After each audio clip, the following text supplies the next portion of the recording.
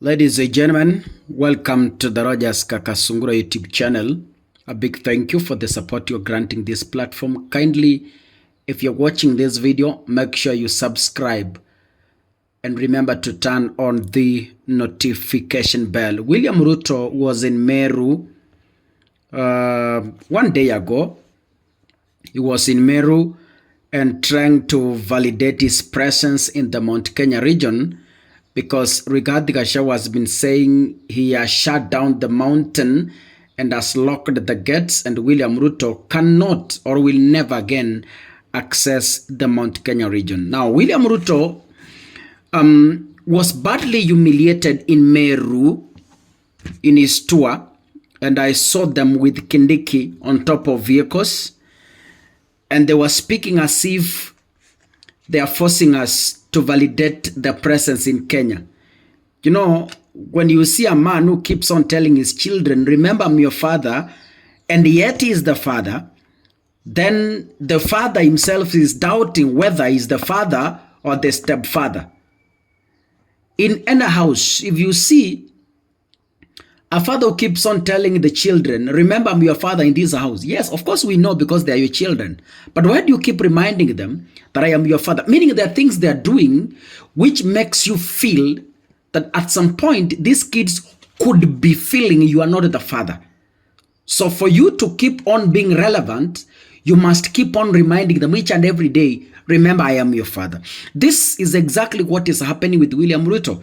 He keeps on telling us, mimi hamunitishi, there's nothing you'll do to me, sijui ni nini. And he's the president, the commander-in-chief of the defense forces. He has all the power. He has all the energy. He has all the decisions.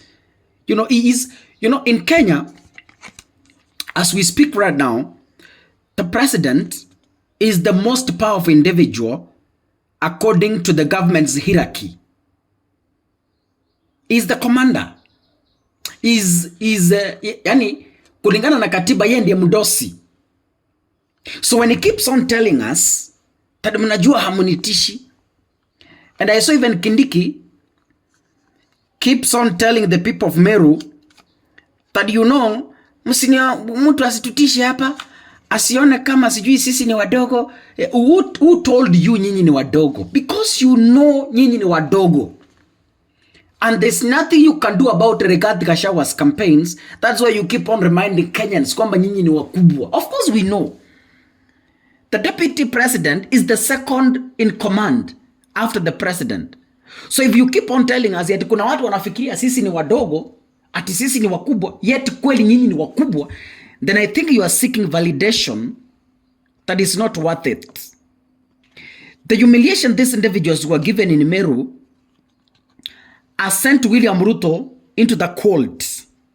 For the first time in the history, when William Ruto missed church and is within the country. William Ruto only misses church when he's out of the country. And even when he's out of the country, on Sunday, he has to go to the nearby church, wherever he is. You saw his tours in China. He went to church. You saw his tours in Korea. He went to church with his wife. So the first lady's wife. Today, William Ruto is in the country. But the reasons why he never attended church still remains a riddle to us. But again, we can suspect. Yesterday's humiliation, as according to me as a political analyst, has made William Ruto feel that a second term is impossible. Today is being endorsed. I tried to look for a post he has done today while in church. I haven't seen any. The only post I saw is the one which was posted one day ago. So today, Ruto never attended any church within the territories of the Republic of Kenya, and he is in the country. This is a serious case. For the first time, I have seen Ruto not going to church. Now, as political analysts, it makes us think, is he healing from yesterday's, Najua,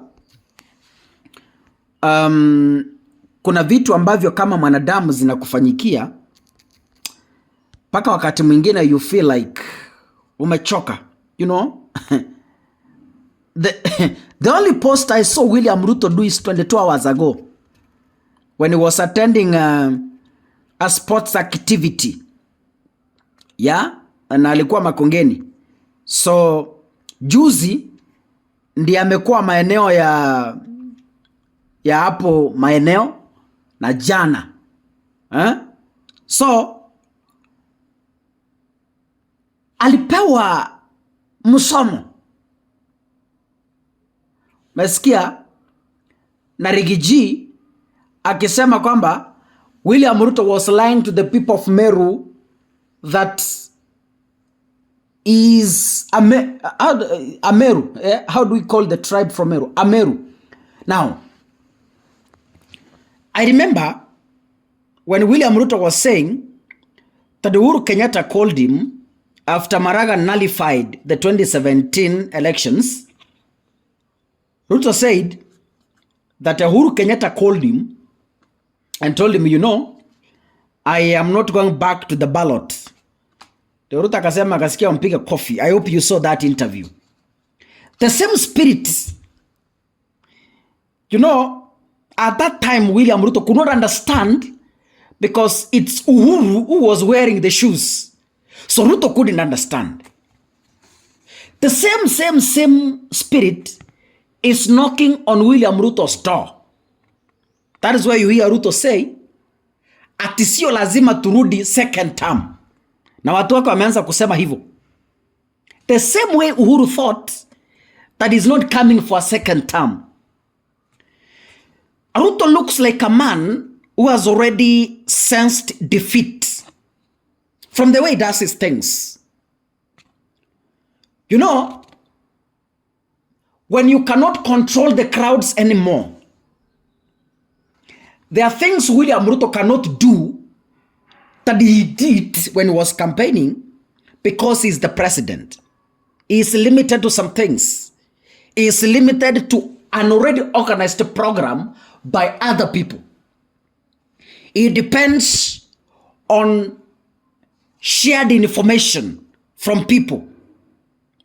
Ruto is like a dog. Sorry to liken him to that way. It's not a humiliation, but please understand. There's a dog you find locked in a cage. It's not free to access the environment. Inapewa chakula in a cage. The only time that dog is free is at night. That is how William Ruto's program looks like. Is in a cage, in a state house. Yeah? Is away from direct interaction that he used to interact with people when he was free outside there. So losing the direct touch from direct interaction is making him feel that the ground has detached from him. And that is why sometimes he feels that he might not come back in a second term. But then, he needs to go back to the drawing board to reclaim, which I doubt if he will succeed to reclaim his lost glory. God bless you, ladies and gentlemen. See you in the next episode. Asanteni.